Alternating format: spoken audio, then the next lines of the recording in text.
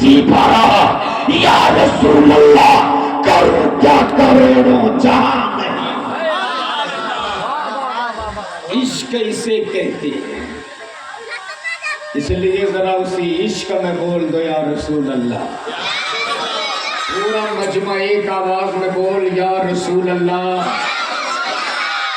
اس وقت ملک کے حالات بہت نازک ہیں. شاید آپ کو پتہ نہیں ہے، آپ کے ڈھیر پہ کھڑا ہے اس وقت مسلمان، آپ کے ڈھیر پر. اس لیے میں جہاں بھی جاتا ہوں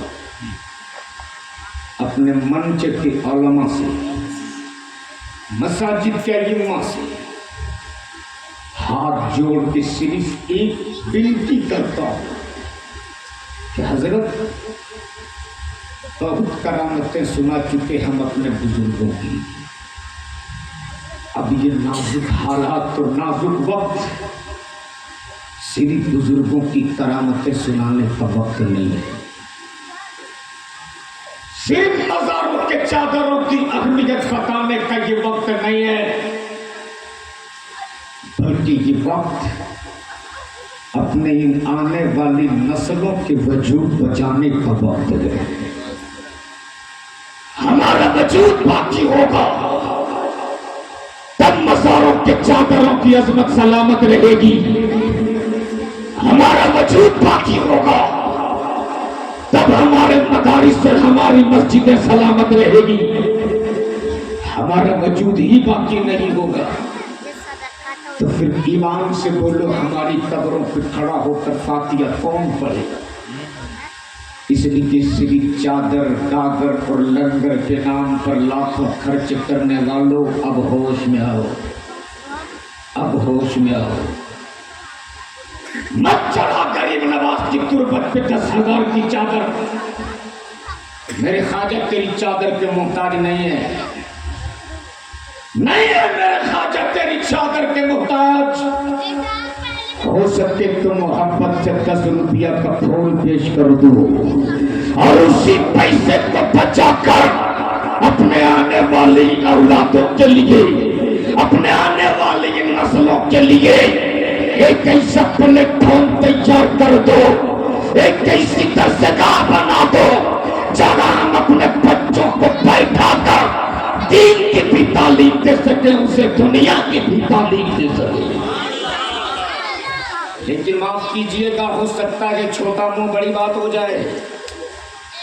آج ہمارے یہاں کروڑوں کے خانقاہ مل جاتے ہیں، لیکن اپنے بچوں کو پڑھانے کے لیے ہمارے پاس اچھی درسگاہ نہیں ملتی ہے. اور پیر پرستی میں یہ میری قوم تو پاگل اس طرح ہے کہ اگر پیر صاحب کہہ دے کہ 50,000 روپے چاہیے تو زمین بیچ کر یہ قوم پیر صاحب کو 50,000 کا موٹا لفافہ دے دیتی. اور اگر مدرسہ والا 100 روپیہ مانگ لے تو یہ بگنے ڈھانکنے لگتے. اور اگر آ جائے پیر صاحب جاہل ہی پیور پیر کیوں نہ ہو، ہاتھ چھوڑیے طلبہ چاٹتے ہیں طلبہ. میں پیروں کے مخالف نہیں ہوں، میرا بھی پیر سرکار حضور امین شریعت ہے جن کے اخلاق اور تصوف کا عالم یہ جہاں بیٹھ جاتے تھے وہی خانقاہ بن جایا کرتی تھی. میں پیروں کا مخالف نہیں، کو چومو اپنے پیروں کے ہاتھوں کو، لیکن اگر تیری ماں زندہ ہے تو پہلے اپنے ماں کے ہاتھوں کو چوم لے، بعد میں اپنے پیروں کے ہاتھوں کو چومنا. اس لیے کہ اللہ نے تیرے پیروں کے قدموں کے نیچے جنت نہیں رکھی، اللہ نے تیرے قدم، تیری جنت تیری ماں کے قدموں کے نیچے رکھی ہے. اس لیے پڑھاؤ اپنے اولادوں کو آپ تاکہ جاہل پیروں سے اولاد محفوظ رہے. آج ہم جھارکھنڈ میں 19% ہیں. کتنے ہیں؟ 19. سن لو، یہ کوئی نیتا نہیں بتائے گا آپ کو. 19% ہے ہم جھارکھنڈ میں. سروے کر لو پورے جھارکھنڈ کا. कितने कॉलेजेस हैं हमारे पास अपने, कितनी यूनिवर्सिटियां हैं हमारे पास अपनी। हम कॉलेजेस और यूनिवर्सिटियां तो दूर, नर्सरी के बच्चों को भी पढ़ाने के लिए हमारे पास कायदे की कोई दरसेदार नहीं है। तब मजबूर होकर के मेरी कौम की बेटियां गैरों के कॉलेजेस और यूनिवर्सिटियां जाने पे मजबूर होती है।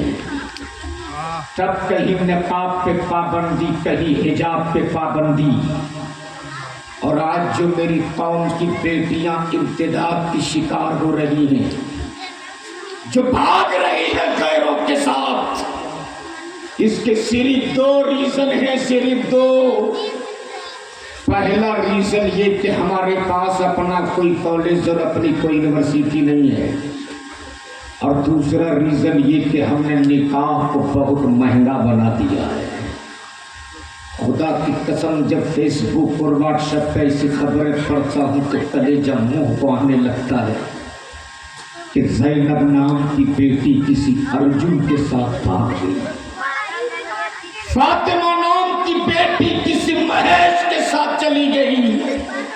उस वक्त सोचता हूँ काश हमारे पास भी कोई सा प्लेटफॉर्म होता, हमारे पास भी कोई यूनिवर्सिटी होती, हमारे पास भी कोई सा कॉलेज होता जहाँ हम अपनी कौम की बेटियों को बैठा कर ज़ैनब नाम रखने से पहले अगर उसे ज़ैनब की जिंदगी की तारीख पढ़ा दिए होते, फातिमा नाम रखने से पहले अगर फातिमा की जिंदगी की कहानी सुना दिए होते, खुदा की कसम ये मेरी कौम की बेटियां अपनी जान देना तो पसंद कर सकती थी, अपने ईमान का सौदा करना पसंद नहीं कर सकती थी। नारे तकबीर, नारे रिसालत, लब्बैक लब्बैक लब्बैक या रसूल अल्लाह, लब्बैक लब्बैक लब्बैक या रसूल अल्लाह, लब्बैक लब्बैक लब्बैक या रसूल अल्लाह, लब्बैक लब्बैक लब्बैक या रसूल अल्लाह। तकबीर।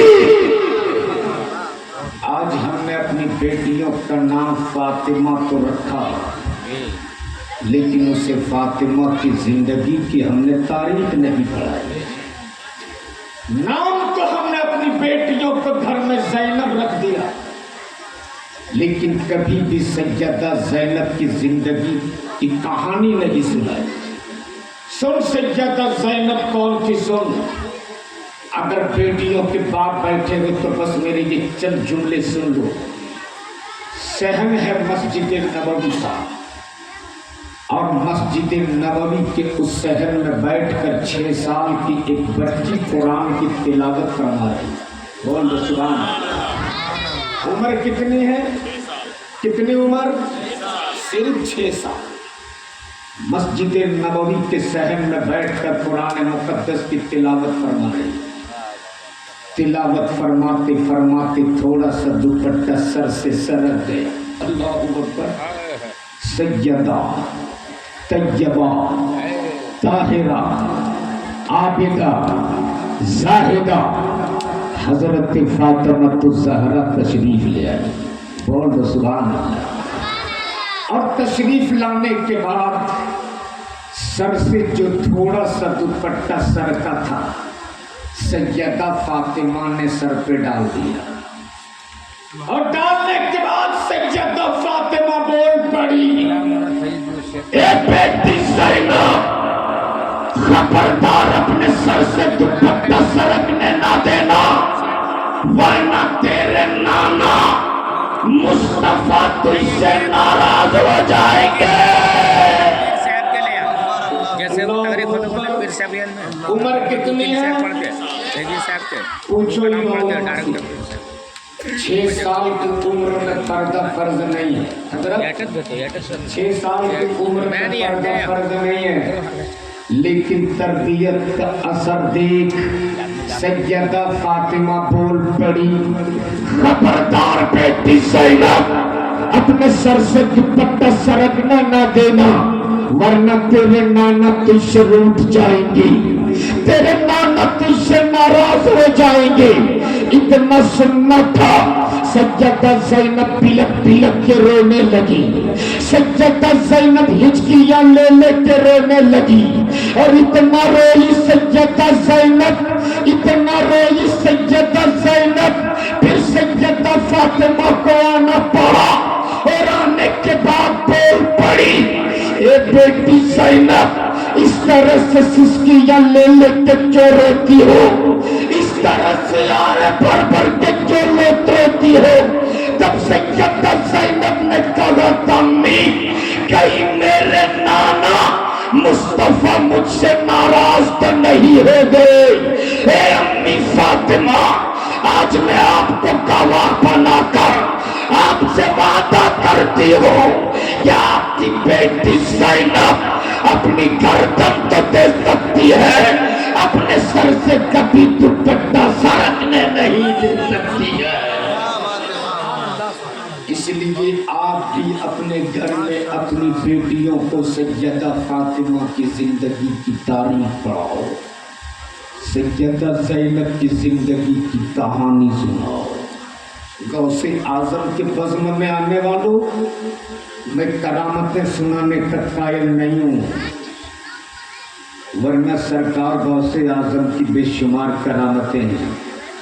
کرامتیں کم سنو، بزرگوں کی سیرتوں پر عمل زیادہ کرو۔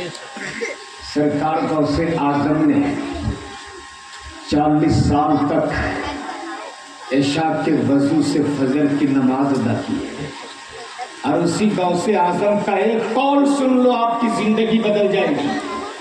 سرکار غوث اعظم فرماتے، اگر کسی نے کسی بھوکے کے منہ میں کھانے کا ایک لقمہ ڈالا، گویا اس نے 1000 جامع مسجد بنانے سے بہتر کام کیا۔ سبحان اللہ۔ اس وقت میں ذرا سا وہ کاغذ دے دیجیے تو حضرت، اس وقت میں ایک اعلان لے کر کے آپ تک آیا ہوں۔ زندگی بھر آپ نے اپنے مکان میں اے سی لگا لیا، آپ کی زندگی جہاں کٹتی ہے شب و روز، جو زندگی صرف چند دنوں کی ہے، وہاں آپ اپنے مکان میں اے سی لگا لیتے ہو، لیکن جب روح پرواز ہو جاتی ہے، اگر کسی کی ماں کا وصال ہو گیا، بیٹا دبئی میں ہے، اگر کسی کے باپ کا انتقال کر گیا، بیٹا ممبئی میں ہے، تو آنے میں کم از کم 12 گھنٹے 14 گھنٹہ 20 گھنٹہ لگ جاتا ہے۔ اس ڈیڈ باڈی کو اگر گرمی میں انتقال ہوا ہے تو بڑی پریشانی ہوتی ہے رکھنے میں۔ اس لیے جہاں آپ اپنی پوری زندگی اپنے اے سی روم میں گزارے ہو، جب روح پرواز ہو جائے تو کم از کم 10 گھنٹہ 12 گھنٹہ 18 گھنٹہ 20 گھنٹہ آپ کی روح نکلنے کے بعد آپ کے جسم جس فریزر میں رکھ سکے، اس آخری چارپائی کے انتظام کے لیے میں آپ سے التماس کروں گا کہ اعلیٰ حضرت فرماتے، ہائے غافل، وہ کیا جگہ ہے جہاں 5 جاتے ہیں 4 پھرتے ہیں، تو میں انہی پھرنے والوں کے لیے ایک چارپائی جس کو فریزر کہتے ہیں، اس کے انتظام نوجوان کی کمیٹیوں نے کہا حضرت ایک فریزر کا انتظام کرنا ہے۔ اس لیے میں چاہتا ہوں اس فریزر کے لیے جو سب سے پہلے بنی، وہ کون ایسا مرد مجاہد ہوگا جو اپنی ماں کے نام پر